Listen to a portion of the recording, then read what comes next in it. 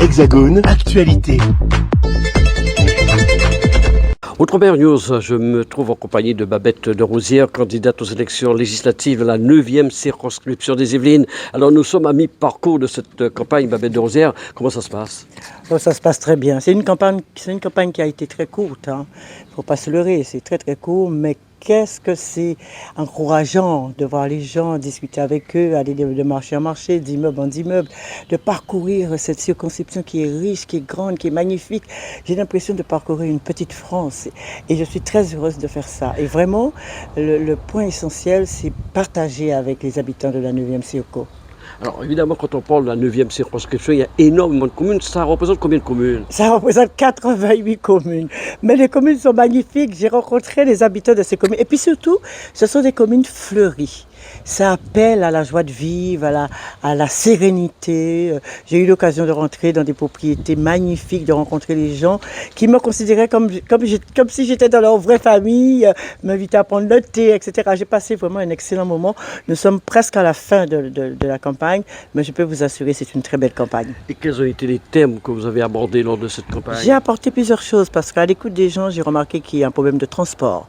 Ça, c'est important. Et même moi, quand je parcourais la campagne, je me disais, ces personnes âgées qui sont là, s'ils ont un problème, il n'y a rien, il n'y a pas de contexte médical pour les recevoir. Je me dis, mais s'il y a une urgence, on doit appeler les pompiers ou quelque chose. Mais que font ces gens-là? Donc il y a de vrais problèmes à résoudre, le transport, les déserts médicaux. Et puis il y a des zones, je l'ai vécu, où il n'y a pas de réseau. Il n'y a pas de réseau du tout. Et je me pose la question, comment les entrepreneurs peuvent s'installer dans une région s'il n'y a pas de réseau? Et ça aussi, c'est un vrai problème. Et puis, allez pouvoir faire avancer tout? Eh ben, je vais essayer. De toute façon, tout ce que je vois et tout ce que les gens me disent, je retiens. Parce que vous savez, quand on est député de la nation. Donc on doit prendre en compte ce qui se passe sur le plan local, mais aussi ne pas oublier ce qui se passe sur le plan général de la France. Il y a toujours quelques petites misères lors d'une campagne électorale, vous en avez subi aussi? Ah ben oui, alors j'ai subi beaucoup de misère, mais en fait, ça c'est très aléatoire parce que les gens j'ai remarqué que les gens sont méchants. Les gens sont méchants, surtout le député sortant. Il a essayé plusieurs fois de m'agresser verbalement, hein, parce que de toute façon, il ne va pas s'autoriser à m'agresser physiquement. Mais on sent qu'il est très fâché, il est remonté contre ma candidature. Mais je vais regarder la caméra pour lui dire, qu'il soit fâché, qu'il soit remonté, je suis là et bien là, ancré dans mes bottes, et je poursuis mon chemin.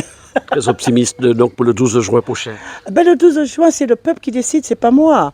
Parce que vous savez, une élection, c'est jamais gagné d'avance. On a l'impression toujours de faire une belle campagne, mais c'est le peuple qui choisit.